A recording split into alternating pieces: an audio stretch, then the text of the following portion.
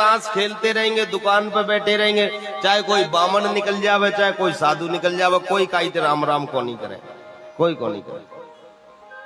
मैं तो देख रहा हूं 3 दिन से।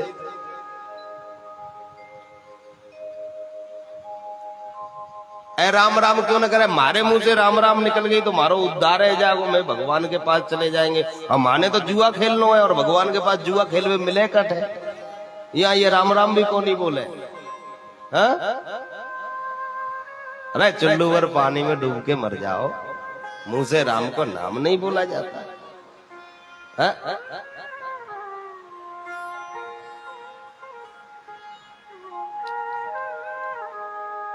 क्यों गांव में विराजमान संतों का नाम बदनाम करते हो? लोग क्या कहेंगे?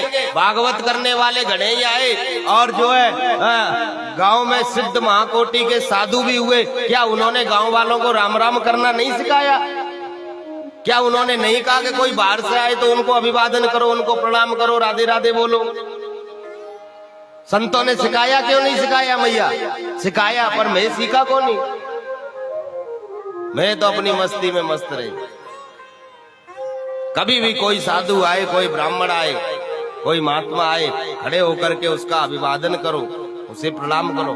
अरे तुम उससे राम राम कर लोगे, वो तुम्हारे घर से कुछ पैसा चुरा ले जाएगा कि तारे घर में खा के चला जाएगा? खाएगा तो उसी के पास जो उसको बुलाएगा प्रेम से। आप 10 रुपया दे दोगे तो साधु लेके चला जाएगा, तुम्हारे घर में डाका थोड़ा ही डाल के ले जाएगा। लेकिन हमारी आदत ये है, हम तो होगा बाबा, अपने के लिए बाबा होगा, हमें अपने सीना तान के चलना है। क्या करें? बुद्धि खराब कर रखी है कलयुग ने। बिल्कुल हम लोग चेता नहीं करते के होने लग रहे हो, के को नहीं होने लग।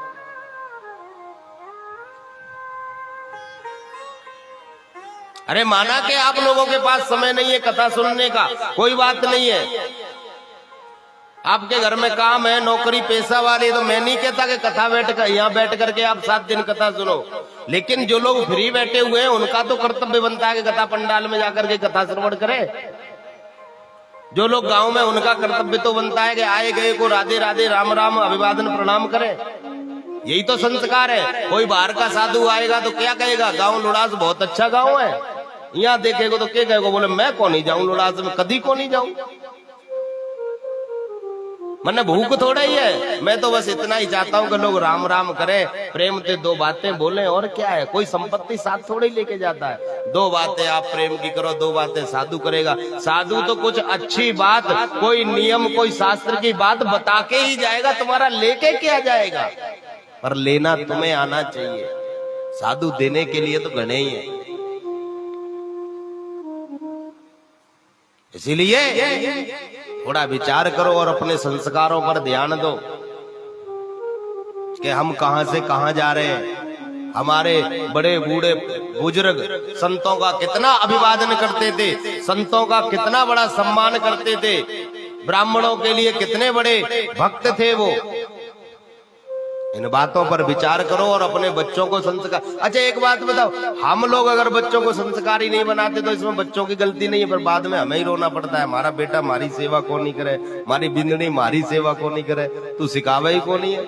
अपनी बेटी को सिखा, अपनी बेटी को सेवा करनी सिखा, तेरे वो अपनी ससुराल में जाके सेवा करेगी।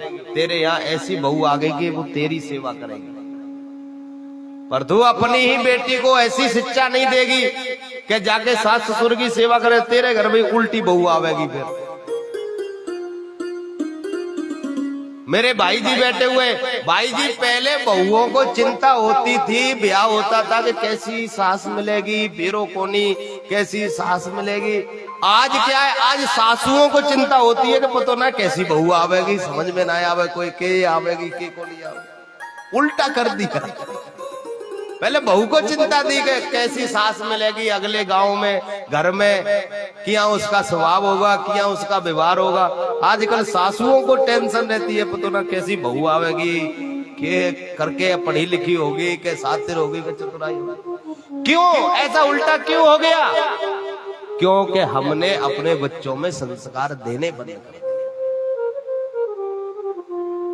बिटिया को बिटिया जैसे संस्कार नहीं दिए, बच्चों को बेटों को बेटे जैसे संस्कार।